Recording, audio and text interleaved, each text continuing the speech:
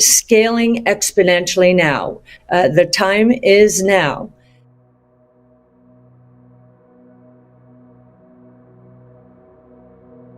The market cap of truly transformative innovation was roughly $9 trillion globally. I mean, $7 trillion. So it was less than 10% of the total public equity market cap.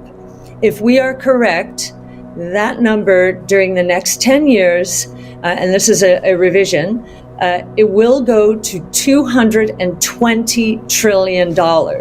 And in the process of all of this disruptive innovation will be creative destruction. That is the other side of disruptive innovation, the disintermediation, the disruption of the traditional world order. We've never had 5 innovation platforms evolving at the same time. The closest we can come to this in history has been in the early 1900s, telephone, electricity, and automobile. And those did transform the world. They cut across economic sectors, and they were launching pads for more innovation. The same thing is true of DNA sequencing, robotics, including adaptive and collaborative robotics, energy storage, artificial intelligence, and blockchain technology.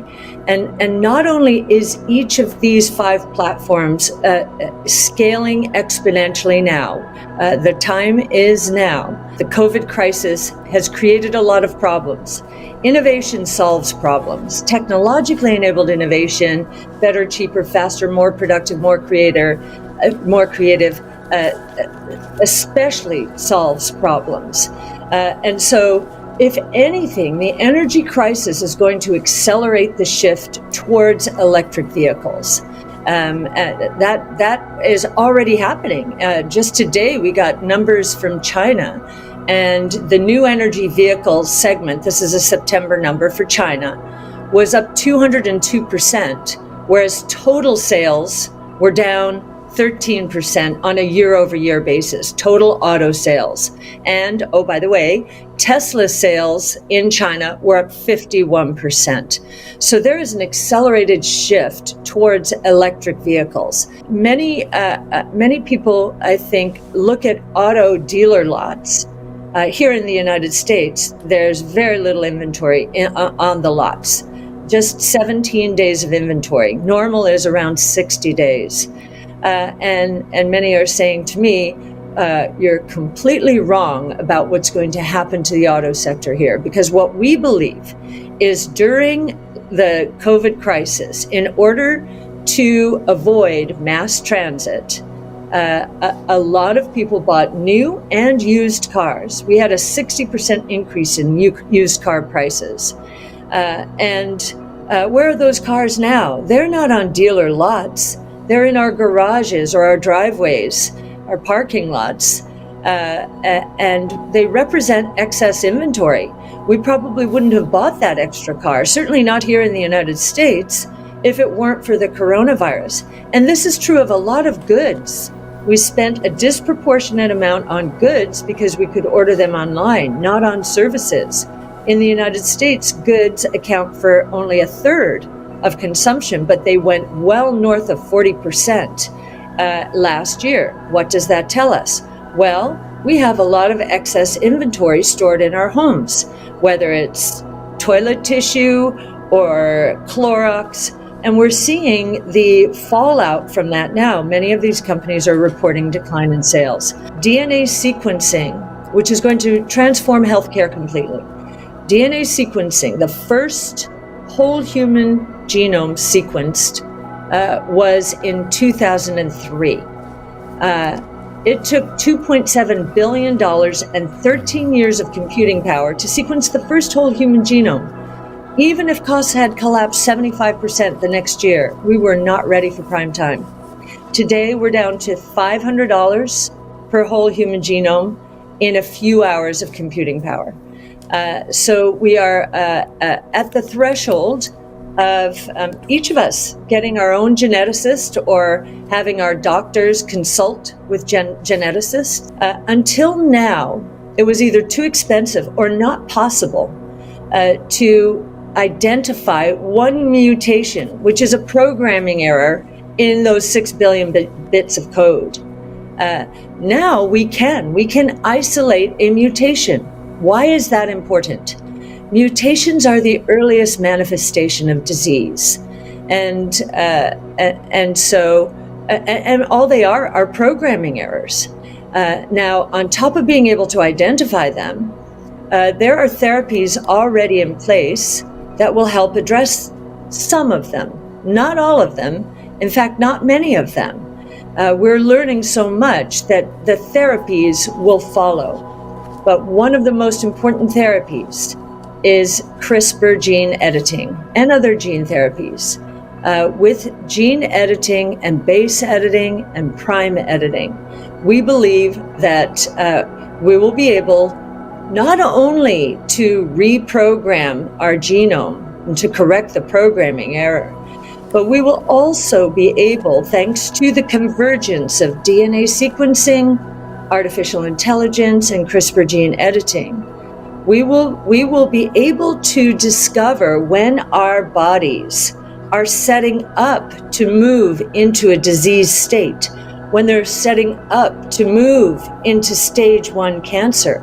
We'll be able to catch cancer before stage 1. And we believe we will with time, and this is going to take a lot of time. So we started pulling out after Jack Ma was effectively banished for something he said to a legislative committee focused on the financial services sector. Now, I read what he said, and to me, I'm sure I missed something culturally.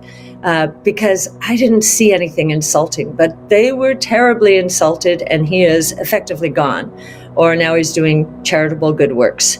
We do believe it is that big.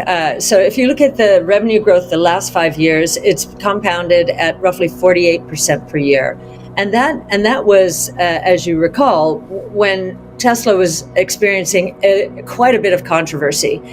Our forecast for the next 10 years is in the 50 to 60% range, depends if you take our bull or our bear case. There are 4 barriers to entry that seem to have gotten higher in Tesla's favor. The first is battery technology. So Tesla is the only car manufacturer, with the exception of just a couple in China, the only car manufacturer that decided to ride down the cost curve of the consumer electronics industry using batteries that we find in our laptops, our cell phones. And when Tesla decided to do that, auto manufacturers actually laughed at it, as did auto analysts, because there were advertised or publicized battery blow-ups on airplanes, and so there was a banning of that kind of battery. So because of that, its costs are so much lower today. The cost of its battery, or its battery pack system, is so much lower than other auto manufacturers that if they really want to compete with Tesla, they're going to have to lose money in electric vehicles while their gas-powered vehicle sales are falling. The alternative will be less power or less range. After Elon Musk put Bitcoin on Tesla's balance sheet, Square as well, MicroStrategy as well, and the pullback was all about environmental. Is Bitcoin going to, is it consuming too much energy? Is it going to create too many bad environmental impacts? And so we had the setback from 64,000 to about 30,000. Now we're closing in on 60,000 again. And I think partly because of our work with Square, we held a conference called the B Word, and it was all about the misconceptions around Bitcoin in particular. And environmental is one of them. I remember the same argument being made about the internet in the 90s and early 2000s, that the consumption of electricity was outrageous. It was that of a major country. I forget which one they were using at the time.